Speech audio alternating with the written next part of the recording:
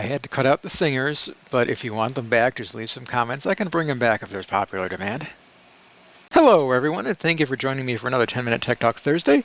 My name is Michael Weir. I'm the Fortinet NSE 7 Certified Technical Account Manager for Fortinet here at Ingram Micro, and today I am here to talk to you about when it isn't just one. And specifically, we're talking about ransomware here, and it's not that it's just one attack, it's what if it's more than one attacker? What happens when ransomware gets professional? Hospitals were ransomware in a period of 24 hours. Now, I just want to say what I always say at this point, my bulletproof statement, which is, this is best practice advice. I am not a lawyer. Anytime I talk about HIPAA, PCI DSS, any of these compliances, I just want to make sure you know I'm not doing any kind of legal analysis. Follow what the law says, follow what your company says. These are just best practices I'm talking about as a networking security professional. So, let's talk about this. The problem is that rogue states encourage cyber criminals to attack U.S. hospitals. We're going to get into that in a little bit. I know that sounds very apocalyptic, but the solution is preparation, not payment. So let's look at the situation here. That is that some of our enemy states turn a blind eye to or encourage cyber criminals to ransomware hospitals in our country to weaken us and sow discord. You say, well, do you have any evidence of that? Yeah, the evidence is coming up. Hold on. And the U.S. Treasury made things a little more complicated now because they said paying a ransom to hackers in a sanctioned country is a violation of the law. So if you pay money to a hacker in North Korea, Iran, Russia, one of those countries, even China could be argued because they're under some economic sanctions. If you pay this ransom, congratulations, you're now an international criminal in the eyes of the United States. And last, targeting hospitals may be a war crime. So the states I just mentioned who are harboring people that are attacking hospitals are rarely going to allow any kind of extradition because it'd be admitting that their citizens are committing war crimes. But let's just talk about the big breadwinner here, which is enemy states turn a blind eye to or encourage cyber criminals to ransomware our hospitals in order to weaken us and sow discord. So we're going to talk about something I call the Halloween attacks, even though technically it was slightly before Halloween. What happened is in the past month or so before Halloween, 30 hospitals had been ransomwared, including 6 in 24 hours from October 26th to 27th, and the tally was done on the 28th.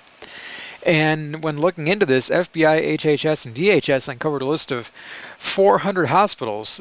The hacker group, who I'm not going to name because I don't want to make them famous, the hacker group planned to attack. And the attacks all had this goal where the ransomware is set at 10% of the hospital's annual revenue.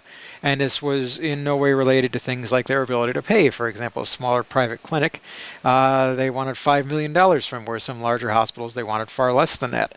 And that seems kind of disorganized, or maybe it seems like they just did it in a spreadsheet or something, but I would say this, I'd say it's improbable that hackers were able to research all these targets and plan these specific random amounts without some kind of state help, or with a state turning the blind eye to what was obviously a very large organized effort.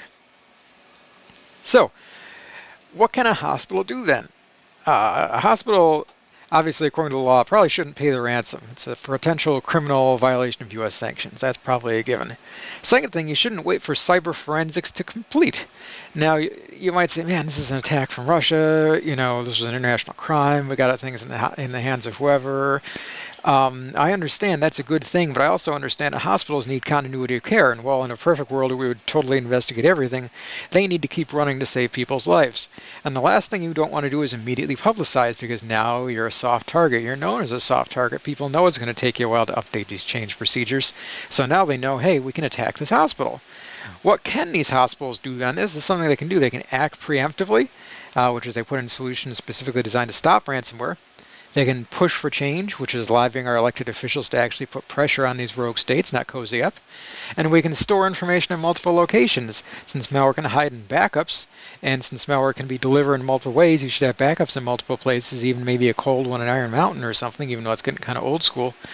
And have those periodically scanned, sandbox, just to make sure that they're not infected too, besides what you have going on right now. So let's see it in action. Now, I'm going to take and I'm going to put together what was the general pattern of what was most likely state-sponsored attacks. Remember, once again, I'm saying they're state-sponsored because their sophistication in target list and research and all that kind of thing was above and beyond what a normal hacker group would do. And even if they weren't state-sponsored, said state had to turn a blind eye to this kind of industry going on, in my estimation. So the two tools that were, oh yes, before I say these two tools too, I also want to say I'm not going to go into a lot of depth here because I don't want to become an instruction manual.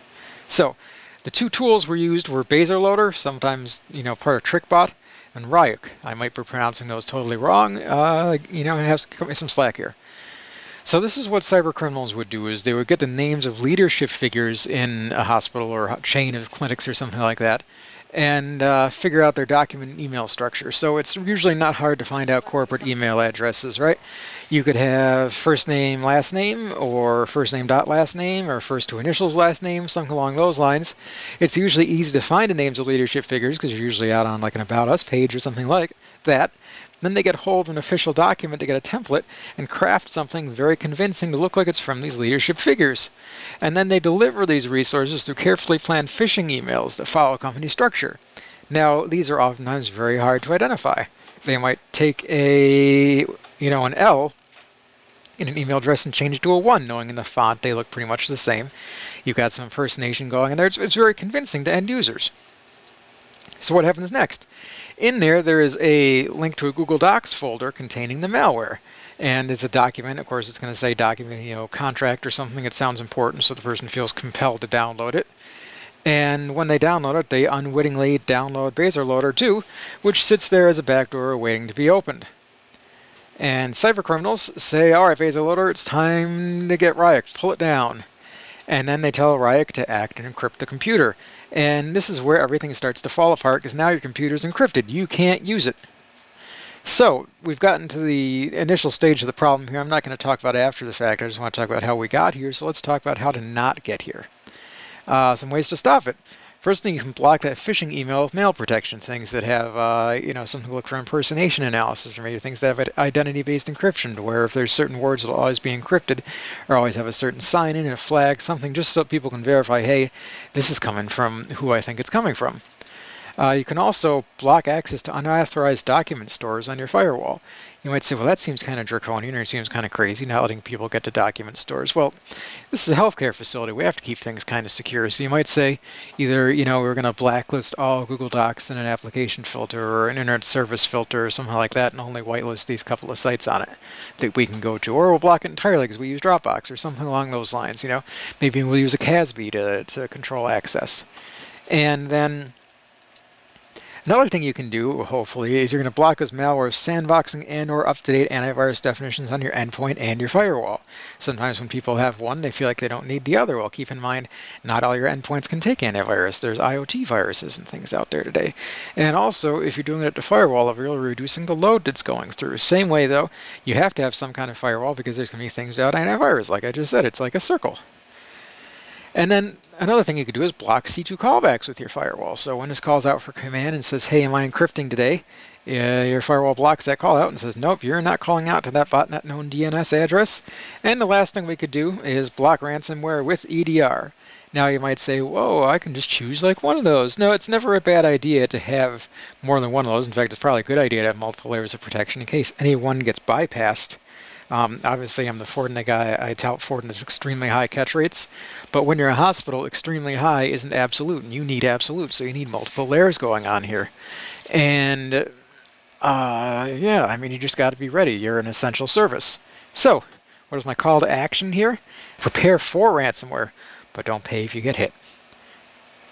So, thank you for coming. Thank you for listening. Do you have any questions? There's my name. There's my contact information, email and work phone. Give me a ring. Give me a shout out. Give me a like. Give me a thumbs up, comment, subscribe, anything you want to do there.